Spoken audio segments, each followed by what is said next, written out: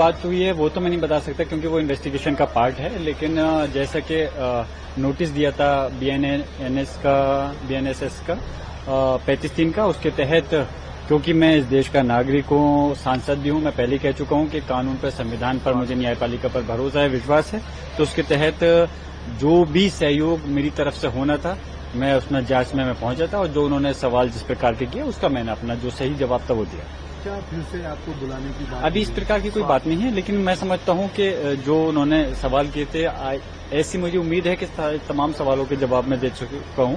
शायद अब ऐसी उम्मीद करता हूं कि दोबारा नौबत नहीं आएगी। आपने बताया था कि आपका स्वास्थ्य भी कुछ खराब है। स्वास्थ्य खराब था, लेकिन उसके बावजूद भी मैं खुद इस वजह से गया क्योंकि कहीं पुलिस प्रशासनिक अधिकारी को ये नहीं लगे कि मैं जांच को टालना चाह रहा हूं, उसमें सहयोग नहीं करना चाह रहा। और दूसरा, खासतौर से हमारे जो मीडिया के भाई हैं वो पहली मीडिया ट्रायल कर देते हैं कि जांच से भाग रहे हैं या वो है। मिसाल के तौर पर जब ये केस दर्ज हुआ था तो उसी समय मैं हाईकोर्ट में मेरे अपने जो हमदर्द है, मेरे मुशीर हैं, उन लोगों ने रिट दायर करवाई थी इसके केस के खिलाफ, क्योंकि मेरे खिलाफ ये रिपोर्ट गलत हुई थी। तो मीडिया वालों ने पहले ट्रायल कर दिया कि गिरफ्तारी के डर से भाग गए। अब ये बताओ, जहां हमारे ऊपर कोई गलत अगर वो लिखेगा तो हम किससे न्याय मांगे? हमारे संविधान के तहत न्यायपालिका है, तो इसलिए हमारा हक बनता है।